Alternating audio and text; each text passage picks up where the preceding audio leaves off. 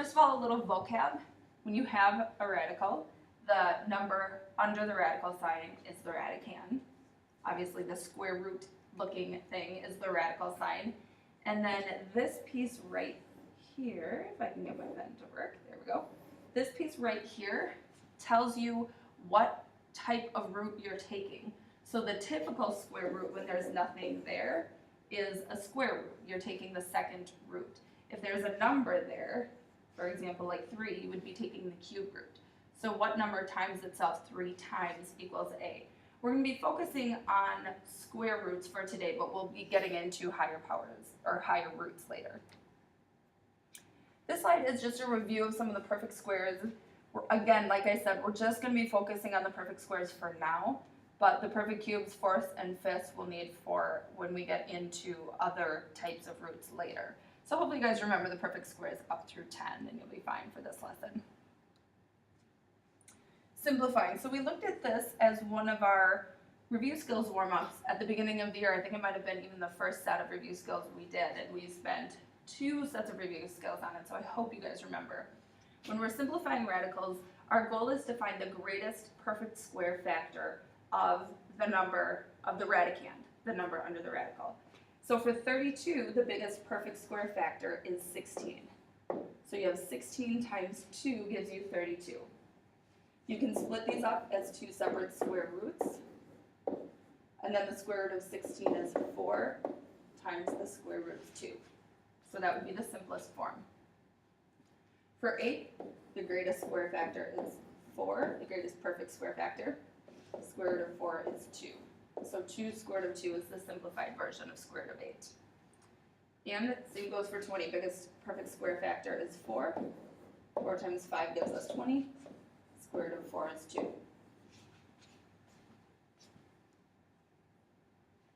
Solve by undoing involves taking square roots. So when you solve a quadratic equation by undoing, you have to have just an x squared term, not an x term by itself.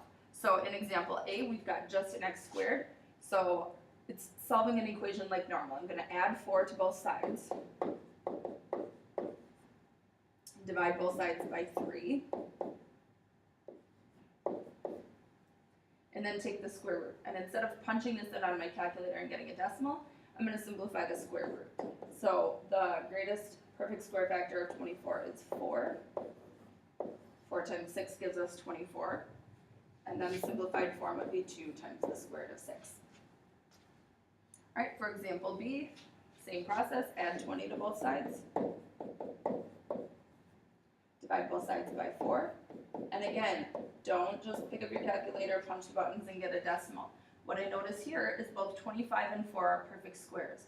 So when I take the square root, I get 5/4. One thing I forgot to mention is anytime you take a square root, you get 2 answers, both the positive and negative version of the number. Because a negative 5/4 times negative 5/4 still gives you that positive 25/4. So with quadratic equations, almost 100% of the time, you're going to get 2 answers. Part C, we've got a version that looks a little bit different than the first 2 we saw. I'm still going to solve by undoing. I'm going to add that 20 to both sides. And now, instead of canceling the 3, because it's with the x in the parentheses, it's grouped with the x in the parentheses, I have to undo the square first. So I'm going to take the square root of 120 plus or minus, let's not forget that this time. And then I will subtract 3 from both sides. But I also have to simplify square root of 120. And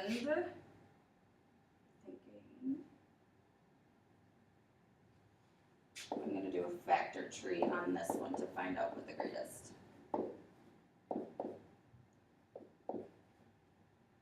Alright, so it is 4. That's what I was thinking. I wasn't 100% sure. I thought we might have a bigger one. So we've got x plus 3 equals plus or minus square root of 4. And then 3 times 2 times 5 gives me 30. So 4 times 30 gave me the 120.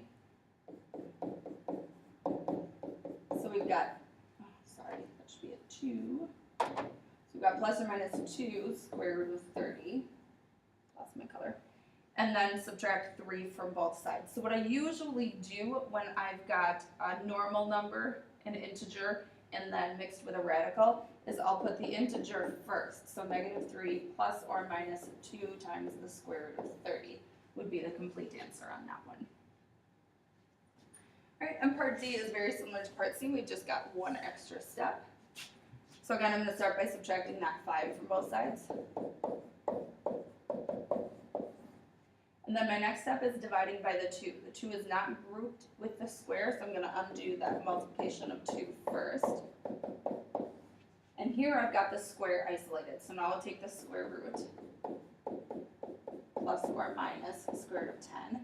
And 10 doesn't have any perfect square factors, so it's in simplified form. So I'm going to subtract 7 from both sides.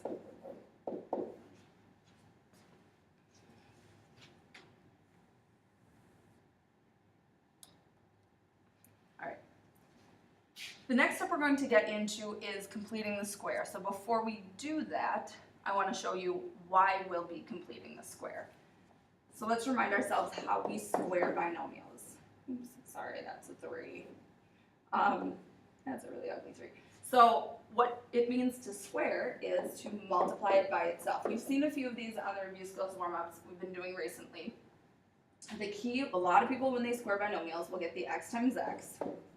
They'll get the negative 3 times negative 3, but if they don't write it out and see the two binomials times themselves, they'll miss this negative 3x and negative 3x. So what we notice is every time that we square a binomial, the middle term repeats. It's exactly the same. So when we simplify, we get x squared, and this is one way to think about it, 2 times 3x plus 9. Of course, that most simplified form would be minus 6x. But you'll want to keep that 2 times 3x in mind for when we complete the square. That's where it's going to be coming from. Second example, again, just a reminder. Squaring a binomial, multiply it by itself. We get our x times x is x squared plus 6x plus another 6x plus 36. So again, if we start to simplify this, we have plus 2 times 6x plus 36. And actually, let me rewrite this, because this is part of the completing the square as well. If we rewrite it in the 6 squared form, that's where the link is going to come in when we complete the square. The middle term is plus 2 times this number, which we saw. Let me change colors here so you see what I'm pointing out. We saw this 6 sitting here. We've got 2 times 6 in the middle, and we have a 6 squared on the end. So that's the pattern we're going to be looking for when we complete the square. All right, so looking at our first example, all we're going to do is practice completing the square, and then we'll see why we're doing this in a minute. There's a couple of different applications of completing the square. So when we complete the square, the first thing that we want to do is that x term, we cut it in half. So it's like that pattern we just saw in the last one. So x squared plus 2 times the quantity 3x. Whatever number we have sitting here, after we cut it in half, we add that squared on the end. So we end up with x squared plus 2 times 3x plus 3 squared. And then if we were to factor this, it would factor to x plus 3 quantity squared. So for those that weren't able to follow that, what I want to do is square out this x plus 3 and show you that it gets back here once we completed the square. The reason for completing the square is to be able to factor it as a perfect square. So again, this means x plus 3 times x plus 3. So we get our x times x is x squared. We have 3x plus another 3x, so that gives us the 2 times 3x. And the 3 times 3 gives us a 3 squared. So, let me change colors here. This right here, x plus 3 quantity squared, is equal to, this is the standard form. So it's going to link us back to the graphing quadratics. So we started with the standard form and we're changing it into vertex form. We're going to officially do that next try. For now, we're going to be completing the square to solve by undoing. So let's take a look at another example.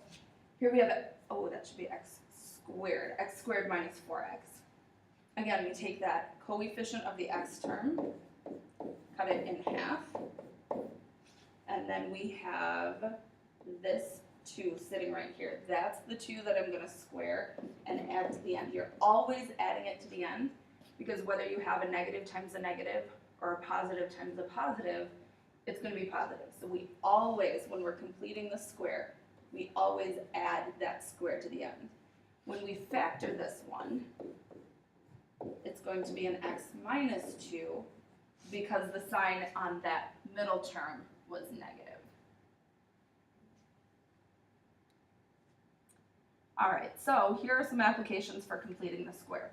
If you notice, when we practiced just completing the square, we had just an x squared term and just an x term. So our first step for completing the square is to isolate those 2 terms. So I'm going to add 7 to both sides. Now I'm going to complete the square. So I'm going to cut my 2x in half, which just gives me a 1x. So I'm going to add 1 squared to the end of the equation. Now, in order to keep things equal, whatever I do to one side, I have to do to the other. So I added 1 squared to the left side, I have to add 1 squared to the right side to keep it balanced. And then I'm going to factor the left-hand side. So we have our x plus 1 quantity squared. And again, remember that 1 is coming from the coefficient of your x. Another way to look at it is it's coming from the 1 in the end as well. 7 plus 1 squared is 8. And then we solve by undoing. I've got quantities squared, so I'm going to take the square root of both sides. Plus or minus square root of 8.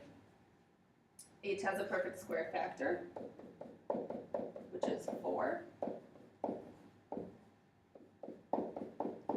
I have x plus 1 equals plus or minus 2 square root of 2. And finally, I'm going to subtract that 1 from both sides.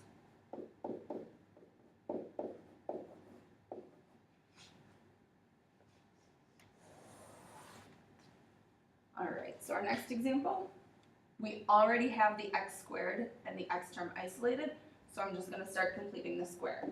Cut the 8 in half and add this number, the 4 squared. Whatever you do to one side, do to the other. So add 4 squared to both sides of the equation. Factor the left-hand side. This time I have a minus sign in front of my x term, so it's x minus 4 quantity squared. 4 squared is 16 plus 3 is 19. Take the square root of both sides, plus or minus square root of 19. 19 has no perfect square factors, so I add 4 to both sides to solve.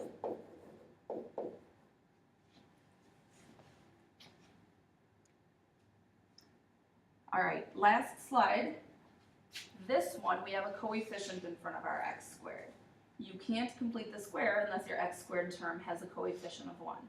So the first thing we're going to do this time is divide everything by 2. And if I divide both sides of the equal sign by 2, I'm still going to end up with 0 on the one side. But make sure whatever you do to one side of the equal sign, you do to the other. So we end up with x squared minus 9x minus 8 equals 0. Again, to complete the square, I want to isolate my x squared and my x term. So I'm going to add that 8 to both sides. And this time we have an odd number. We can complete the square with odd numbers as well. When I cut 9 in half, I get 9 halves. So I'm going to add 9 halves squared to both sides of the equal sign. I'm trying to think if I would prefer to use fractions or decimals. I don't know that I really have a preference. So if you want to use 4.5 or 4 and 5/10, I think that would be fine as well. All right, so then we factor. I've got x. Again, remember that this sign right here determines whether you have a positive or negative sign once you factor. The 9 halves comes from both right here and right here. So that gives us x minus 9 halves squared equals 9 squared is 81, 2 squared is 4. So what I'm going to do in order to combine this is I'm going to multiply my 8 by 4 over 4, so I have a common denominator. So I have 32 fourths plus 81 fourths equals my x minus 9 halves quantity squared.